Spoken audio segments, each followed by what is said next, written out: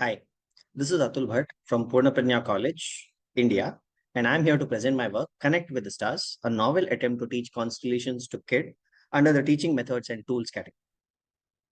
Twinkle Twinkle Little Star is one of the first astronomy lessons that we've all received in our childhood days.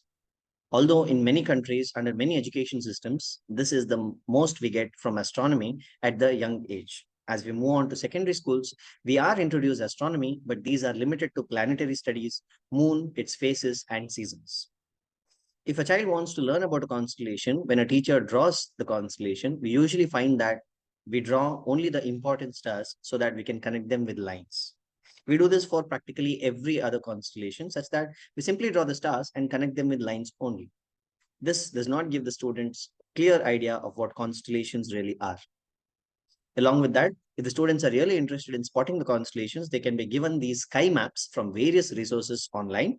And these sky maps are typically not so easy for the students to handle themselves. So, in a confused state, a student does not really learn about the constellations unless and until they take up higher studies or amateur astronomy and become old enough to understand these maps. However, we have a solution for this. Let's connect the dots. Taking you back, in 1909, in the Birmingham Age Herald newspaper, there was a small section that was published. As you can see at the bottom right, we have a small section that says Black Dot Puzzle, where the newspaper said, connect the dots to make it look like a fat boy. However, a few years later, in 1915, another paper, the Evening Star, did the same, but this time they numbered these dots such that the connecting of the dots were to be done in a sequence with the following numbers, and that would give out a shape or a object that was intended. This later got evolved, and we had several such puzzles and even puzzle books for kids where they could connect the dots and learn to identify objects. Around this time, we had Reuven Forstein, who was a clinical psychologist who figured out that connecting the dots can be used to identify and study the cognitive development of children. So, in his first Fernstein's instrumental enrichment basic test, he included this task to connect the dots and studied the cognitive development of various children. Later on, Otilia Todor, in her research, found that such tests and puzzles where the students connect the dots have benefited students, especially those with special needs. Today, the Connect with the Dots puzzle has become quite sophisticated, with the dots being specified with numbers and unnecessary lines being printed already on the paper, such that only when the numbered dots are connected, we have a proper image or a shape that is required. Many of the students look at these dots and kind of identify what the objects are. Now let's wonder what would happen if we allow them to connect the stars, because when you look at the night sky, it is nothing but a wide canvas with dots. And when you connect these stars, that is connecting the dots, we have the various constellations that we know of today. So, to analyze the difference between connecting the dots puzzle and connecting the stars, we would realize that the connecting the dots puzzle usually comes with numbers for each dot, and each of these puzzles are done in a sequence of these numbers. Usually, the intersecting lines are not present, and they are avoided by printing the predetermined lines, and nodes are also very much absent in such puzzles.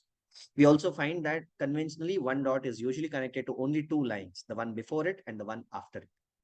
However, when you connect the stars, there is not really a need for sequence or numbering. You don't need a fixed sequence, but for some stars and some constellations, like that of Crux, we have four stars with two lines which intersect each other. If you take Orion for that matter, many of these lines form nodes and intersections. Therefore, these two puzzles may seem very much different, but we can combine them. The solution being we specify every single connection. For example, in Orion, if you're going to connect the Alpha Orion and the Beta Orion stars, then you specify a connection alpha to beta. And from beta to gamma, you specify another connection, and so on and so forth. Every single connection can be specified. Instead of numbering the stars, we will utilize the Bayer designation so that the students also know what Bayer designation is and why do we do it. Similarly, intersections, although they cannot be really avoided in these cases, not many constellations have intersections. Many of them simply have nodes. And to achieve this task that we are set forward to create a puzzle to teach constellations, we thought let's use the IAU and Sky and Telescope's collaborative sky maps that were designed under open source license. And that gives us a lot of details about the constellations, which can help the students when they solve the puzzles. We can also add more information, but let's start with the basics. We simply take a map by the IAU and Sky and Telescope collaboration, and then we basically convert it to leave behind only dots and remove all the coordinates and grids and so on and so forth. Then we take in some information about each constellation that we want to design the puzzle on, and we also study its movement across the whole year through stellarium and other means. Once done, we have a new puzzle with us. Now, this puzzle, we would like to call it Connect with the Stars. When you connect the stars, you have a tool where you have a constellation, which is the basic image that we have from the map.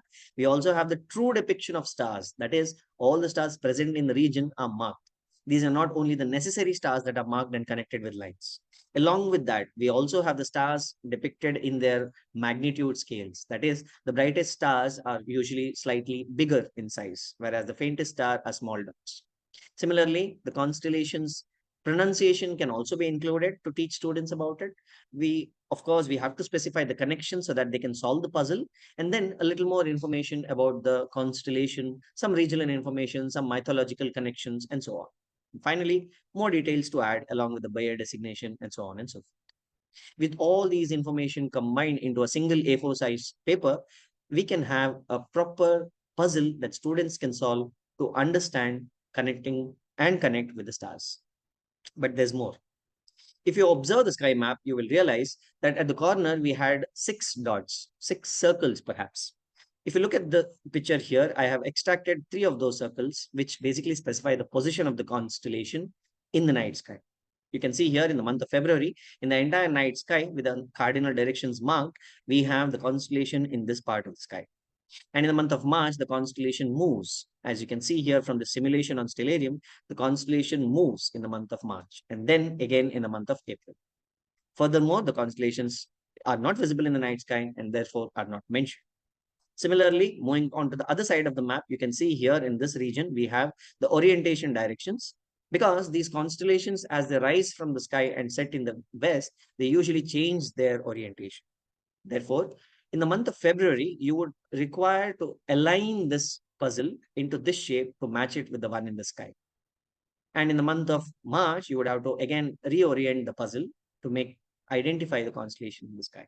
And then later on, do further calculations. Because when you do this, the students can easily identify what kind of shape to look in the sky. If you're looking at the Big Dipper, sometimes the ladle may be vertical, sometimes it's horizontal. So it's very difficult to identify where is it going to be in the night sky. But if with this information, this complete puzzle, they can easily know which stars are involved, how they're going to be appearing, and where they're going to be appearing in the night sky. Along with this, we can further add more details. For example, when you're talking about the Orion constellation, the celestial equator is very close by. This would create curiosity among students about the celestial equator. Similarly, when you're talking about, let's say, Cassiopeia, it's good to specify the direction in which the pole star can be spotted. So with these kind of information, our puzzle becomes a more comprehensive version of studying the night sky. And later, we can even extend this to regional and cultural languages and other details as well. Like, for example, here in India, where I live in Udupi, Karnataka, Kannada is a regional language, and we have created these maps in Kannada as well. With this, we have found out that when we share this on social media, it's an easily printable puzzle. So many people can simply download the image and print it. Along with that, we have received positive feedback from parents as well as it's loved by adults because it's easy to spot. And these are the stats we've obtained from our social media. Along with it, in the future, we plan to conduct surveys and research on this very puzzle and the usability of this puzzle so that we identify what age group can best utilize this and the efficiency with which they can spot the constellations.